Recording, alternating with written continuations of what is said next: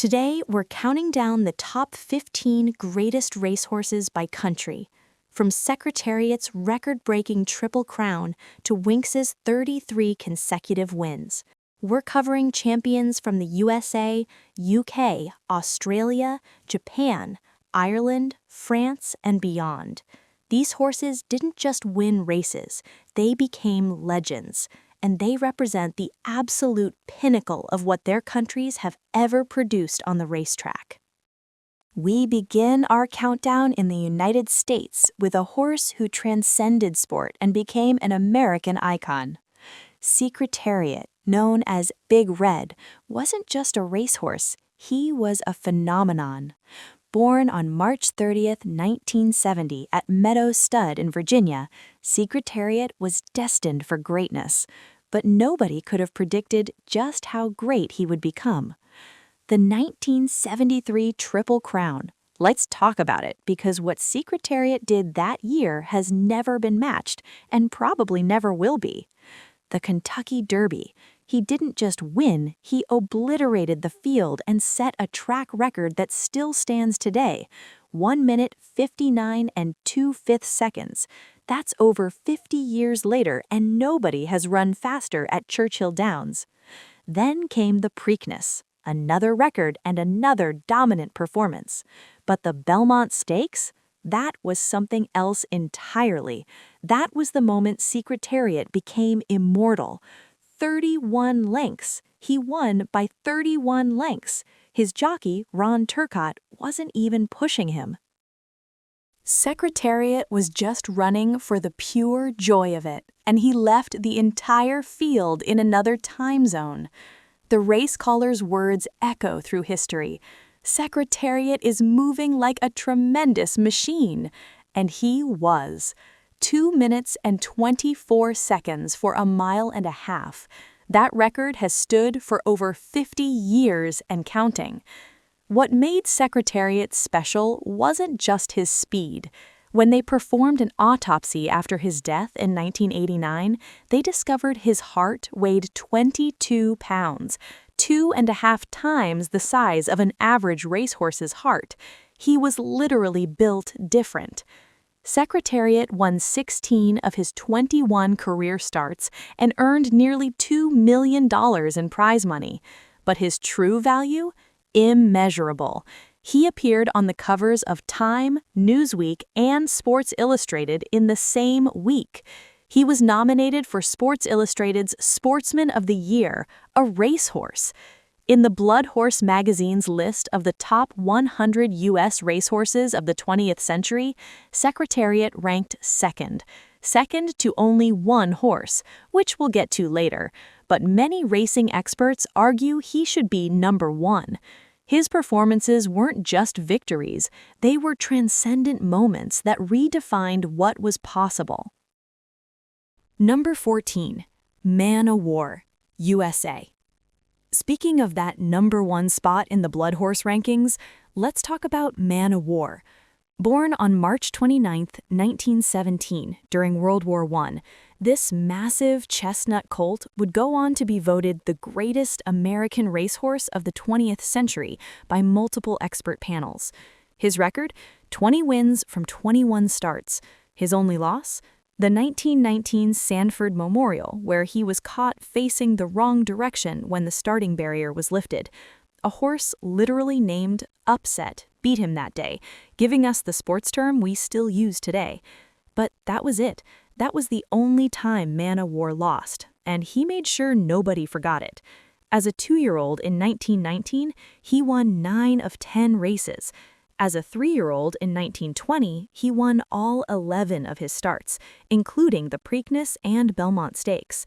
His owner didn't enter him in the Kentucky Derby, fearing the race came too early in the season for a young horse, so we'll never know if he could have won the Triple Crown, but honestly, there's very little doubt.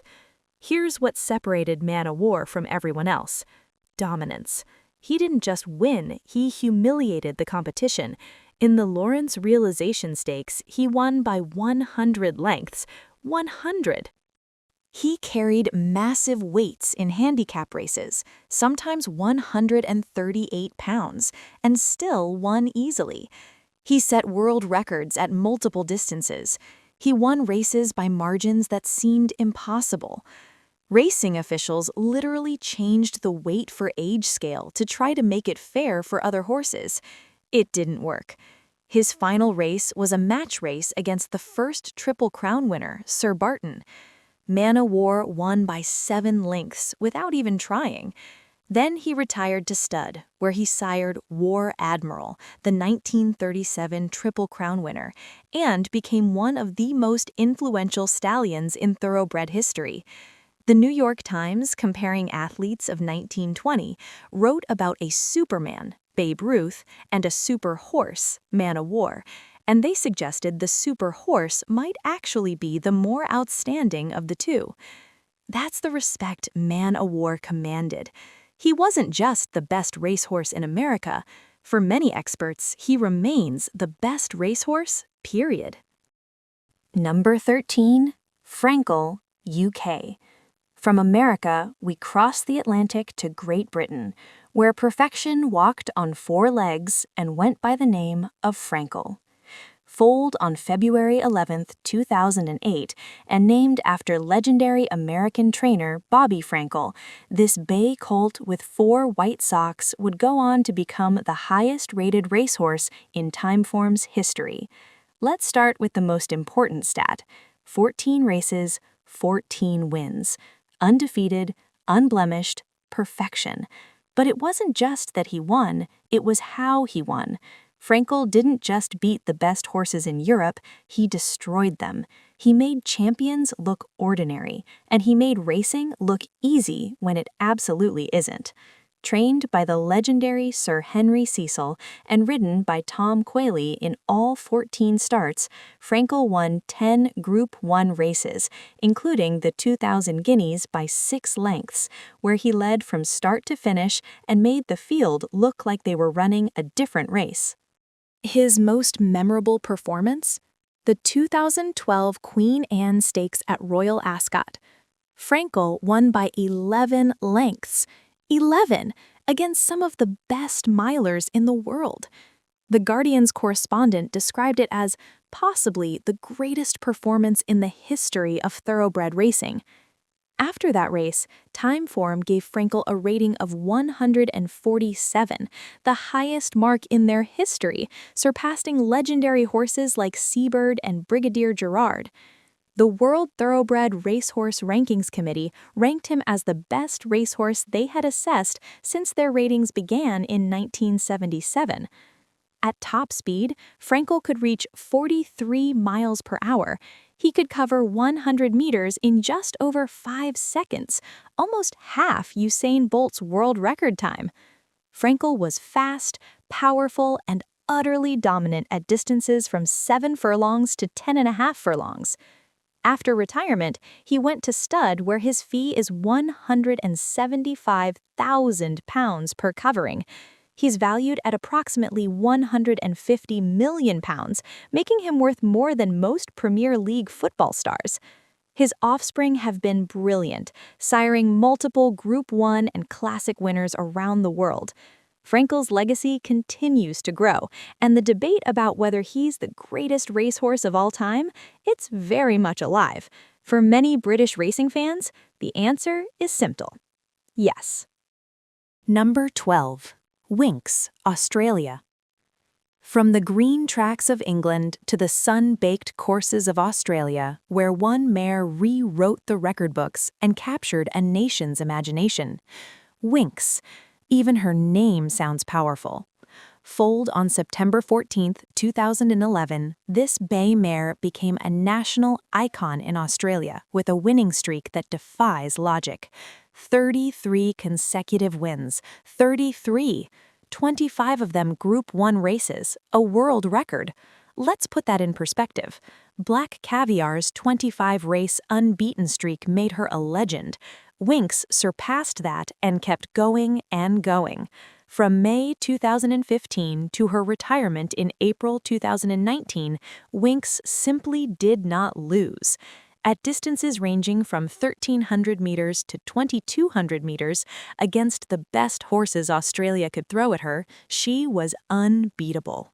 Her signature race was the Cox Plate at Mooney Valley. Most horses dream of winning it once. Winx won it 4 consecutive times from 2015 through 2018. No horse had ever done that before, and no horse has done it since. Trained by Chris Waller and ridden primarily by Hugh Bowman, Winx became famous for her devastating finishing kick. She'd settle mid-pack, seemingly out of contention, and then, whoosh, she'd accelerate like a sports car shifting into a higher gear that her opponents didn't even know existed. Her 2017 Cox Plate run is the stuff of legend. At the 700-meter mark, she was 7 lengths behind the leader. 7 lengths. Race over, right? Wrong. Bowman later said, "Another jockey may have thought she was out of business, but I knew when I balanced up she was going to rally." And rally she did. She ran down the leader and won again. Winx earned over 26 million Australian dollars in prize money.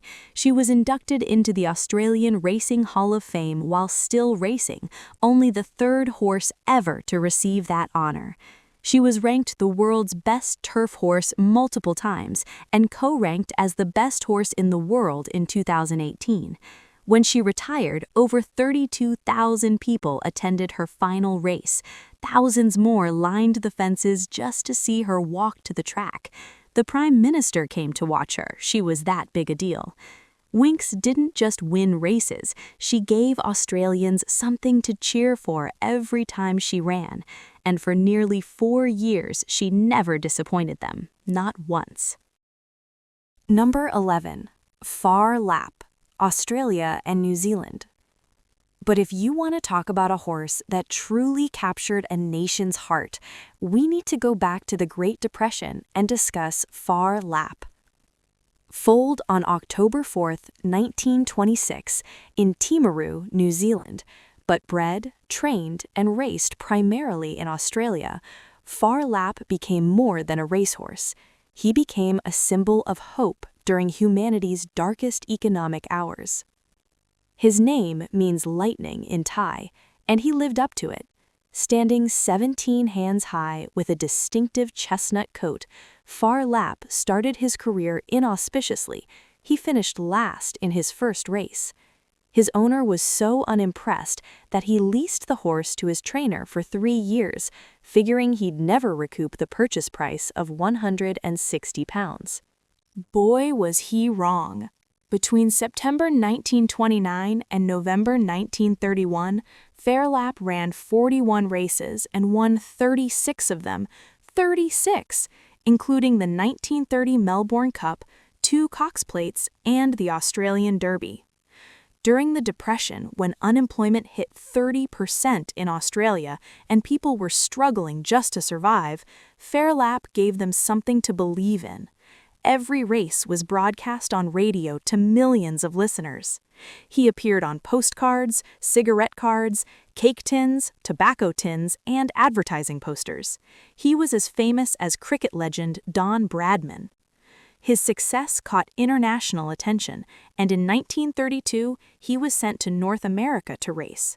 On March 24th, he won the Agua Caliente Handicap in Mexico in track record time, carrying 129 pounds. The purse was the largest ever offered in North American racing at that time. King George V sent a congratulatory telegram. But just 16 days later, on April 5, 1932, Phar Lap died suddenly in California. The nation mourned. Conspiracy theories abounded. Was he poisoned by American gangsters? Recent scientific analysis suggests he likely died from accidental arsenic poisoning, possibly from the medicinal tonic commonly used at the time. Here's how much Phar Lap meant. After his death, his hide was sent to Melbourne Museum, his skeleton to the Museum of New Zealand, and his heart to the National Museum of Australia in Canberra. His heart weighed 6.35 kilograms, more than 1.5 times the size of a normal thoroughbred's heart. A heart as big as Phar Lap's became an Australian saying, meaning someone with tremendous courage and determination. Over 90 years later, Fairlap remains one of the most visited exhibits at Melbourne Museum. His legend has never faded because he wasn't just a champion, he was hope when people needed it most. Number 10. Deep Impact, Japan. Now we travel to Japan, where horse racing has become a massive cultural phenomenon, producing some of the greatest and richest racehorses in history. And when Japanese racing fans talk about greatness, one name dominates the conversation: Deep Impact. Foaled on March 25, 2002, Deep Impact was the son of American Triple Crown nominated Sunday Silence, who became a legendary sire in Japan. And the apple didn't fall far from the tree. Deep Impact's career was short, just 14 races from 2005 to 2006, but it was brilliant. He lost only twice, and both losses came with asterisks. His record was 12 wins, 1 second, and 1 controversial third that was later changed to a disqualification. In 2005, as a 3-year-old, Deep Impact became the 6th horse to win the Japanese Triple Crown, sweeping the Satsuki Show, the Tokyo Yushin Japanese Derby, and the Kikuka Show. He did it while remaining undefeated, the first horse to accomplish that feat since Symboli Rudolph in 1984. His Japanese Derby victory was special. He won in race record time, tying the record set by King Kamehameha the previous year. But here's the thing, his jockey, Yutaka Take, almost fell off shortly after the start. Deep Impact stumbled badly, and Take nearly came out of the saddle. Somehow they recovered, and Deep Impact still won by 2.5 lengths. That's champion-level composure. Then came his only real defeat, the 2006 Prix de l'Arc de Triomphe in France. Deep Impact was the overwhelming favorite.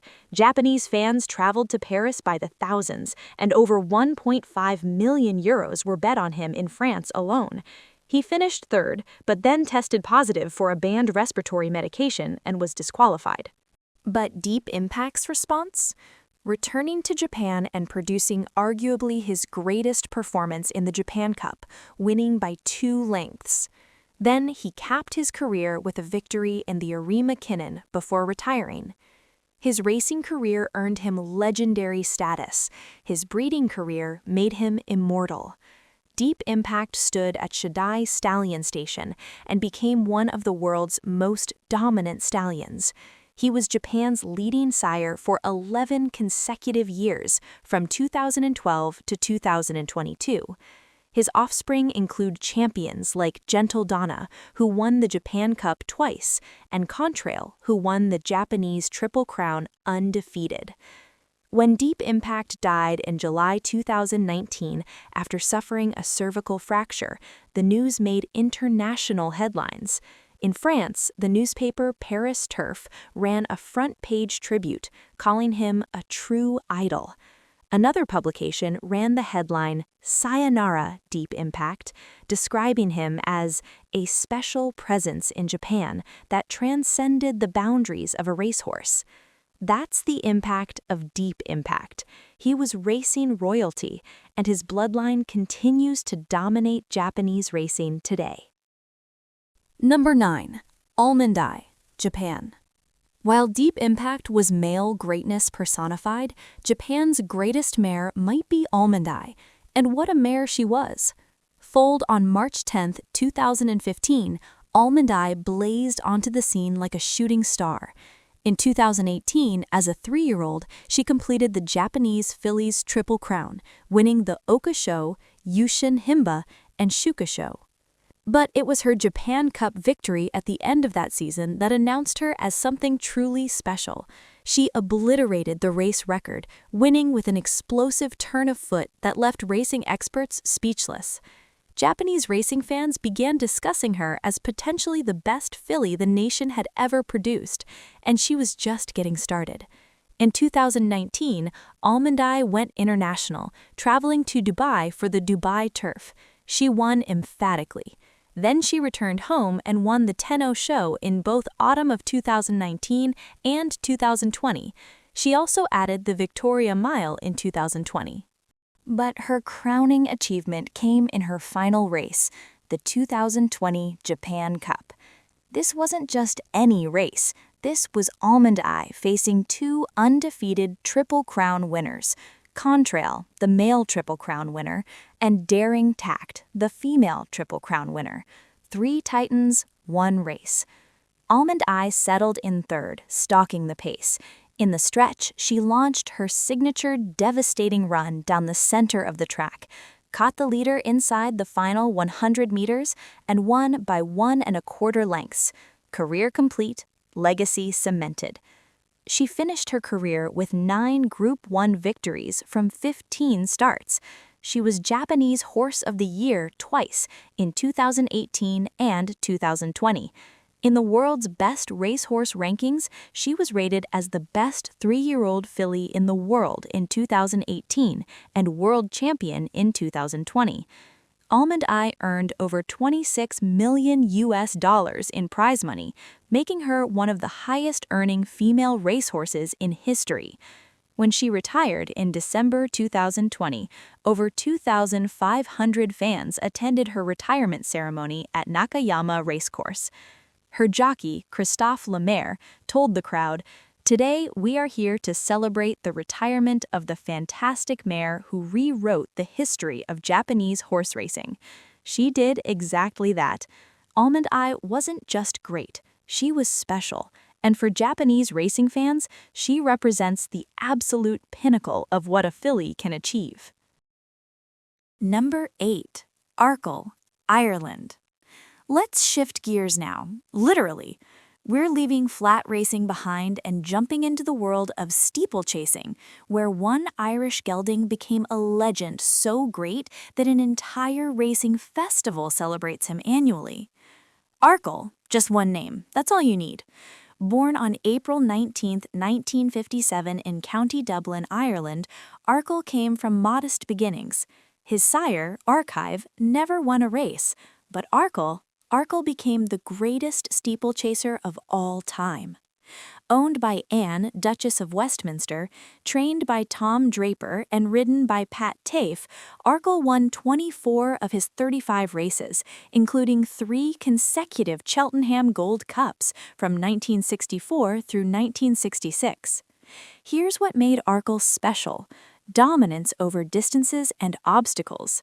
In handicap races, where horses carry weight based on their previous performances, Arkle would carry significantly more weight than his competitors, sometimes 2 stone or more, and still win. The British handicapper eventually ran out of numbers. They couldn't assign Arkle a weight high enough in handicaps without it being cruel. So in some races, Arkle carried 175 pounds, while his nearest competitor carried 133 pounds. 42 pounds difference. That's like giving your opponent a head start and still winning. His most famous race was the 1964 Cheltenham Gold Cup, where he faced Millhouse, the reigning champion who'd beaten Arkle the previous year. Millhouse was bigger, stronger, and considered unbeatable. The British press had nicknamed him the Big Horse, but Arkle took him apart. He stalked Millhouse throughout the race, then accelerated away in the stretch, winning by 5 lengths. Millhouse never beat him again. Arkle's career ended tragically in December 1966 when he fractured a pedal bone during a race. Despite extensive treatment, he never fully recovered and was retired. He died in 1970 and is buried at the Duchess of Westminster's estate. His legacy? Enormous. The Arkle Challenge Trophy at Cheltenham is named after him. His statue stands at Cheltenham Racecourse, and in Ireland, Arkle remains synonymous with greatness. Himself, the Irish called him, because there was no one like him. Number 7. Seabird, France. France has produced countless champions, but one stands above them all: Seabird, the gray colt who blazed across European racing like a comet in the 1960s. Foaled in 1962 and trained by Etienne Paulet, Seabird ran only 8 times in his career. He won 7 of them, and 2 of those wins are considered among the greatest performances in racing history. His 1965 Epsom Derby victory was stunning. Seabird didn't just win, he destroyed a quality field by 2 lengths, setting a time record that stood for decades. The performance earned him a Timeform rating that placed him among the all-time greats. But it was the Prix de l'Arc de Triomphe that same year that cemented his legend. This is Europe's most prestigious race, and Seabird made it look easy. He won by 6 lengths, and the runner-up was no slouch. It was the brilliant Russian horse Reliance. Timeform, the respected British rating organization, gave Seabird a rating of 145, one of the highest marks ever awarded. For decades, only Brigadier Gerard matched that rating. Seabird's Arc performance is still discussed as potentially the greatest single performance in European racing history. After that Arc, Seabird retired to stud in France and later the United States. His influence as a sire was significant, though perhaps not as dominant as his racing career suggested it might be. But make no mistake, for that brief, brilliant period in 1965, Seabird was untouchable, and French racing has never produced anything quite like him since. Number 6. Black Caviar, Australia. Before we continue, we need to talk about one more Australian champion who deserves special recognition, Black Caviar. Foaled in 2006, this black mare went through her entire racing career, 25 starts, without tasting defeat. 25 wins from 25 starts, unbeaten perfection. Black Caviar was a sprinter, excelling at distances from 1,000 to 1,400 meters, and at those distances, she was unbeatable. 15 of her wins came in Group 1 races, the highest level of competition. What made Black Caviar special was her consistency. Winx had that devastating finishing burst. Black Caviar had raw, relentless speed. When the gates opened, she would jump fast, position herself on the speed, and then dare anyone to catch her.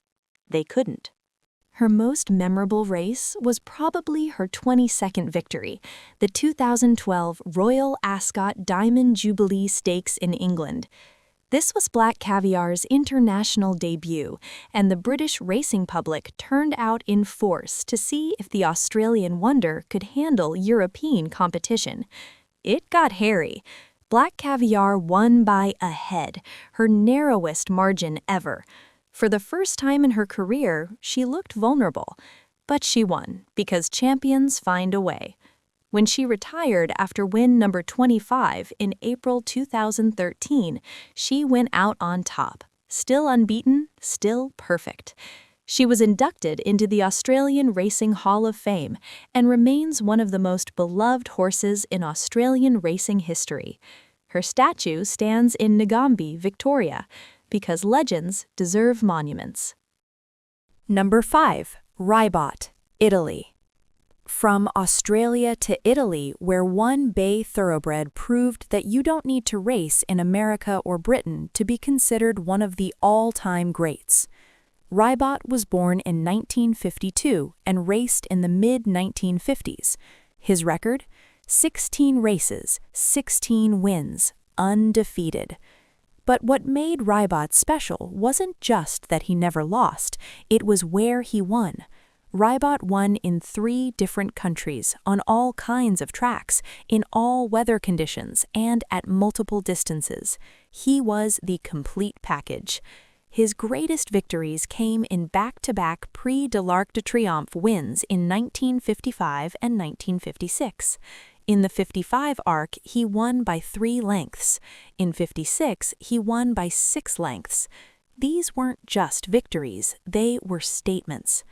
Ribot also won the King George VI and Queen Elizabeth Stakes at Ascot, proving his dominance extended beyond his home country. As a stallion, Ribot was even more influential. He sired multiple champions, including Mulvedo and Prince Royal, both of whom won the Arc themselves. His bloodline spread throughout European racing, and to this day, many top European horses trace back to Ribot. In Italy, he was voted Horse of the Century, and for good reason. Ribot put Italian racing on the map and proved that greatness knows no borders. Number 4. Invasor, Uruguay, Argentina. South American horses don't always get the recognition they deserve in global racing discussions, but one horse made everyone pay attention: Invasor. This gray stallion, bred in Argentina but foaled in Uruguay, became one of the greatest older horses of the 2000s. In 2006 and 2007, Invasor was nearly unbeatable in North America, winning some of the richest and most prestigious races. His defining moment came in the 2006 Breeders' Cup Classic at Churchill Downs. Invasor took on the best horses in North America and destroyed them, winning by 2 3/4 lengths. He defeated champions like Bernardini and followed up with victories in the Dubai World Cup and multiple other Grade 1 races. Invasor proved that South American bloodlines could compete at the absolute highest level. He earned over $7.8 million and was rated among the best horses in the world during his peak years. His success opened doors for other South American-bred horses to compete internationally. He was a trailblazer, and racing is better for it. Number 3. Golden 60, Hong Kong. Hong Kong racing has exploded in recent decades, attracting the world's best horses and offering massive purses. But no homegrown hero has captured hearts quite like Golden 60. This bay gelding, foaled in 2016, went on an incredible run from late 2019 through 2023, winning 25 consecutive races in Hong Kong, a record that may never be broken. Golden 60 dominated at the highest level, winning multiple Champions Miles and becoming the face of Hong Kong racing. His consistency was remarkable, his brilliance undeniable.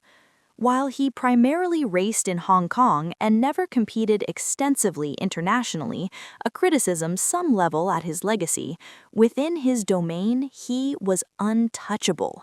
And in modern horse racing, where competition is fierce and quality is high everywhere, winning 25 straight races at group level is an extraordinary achievement.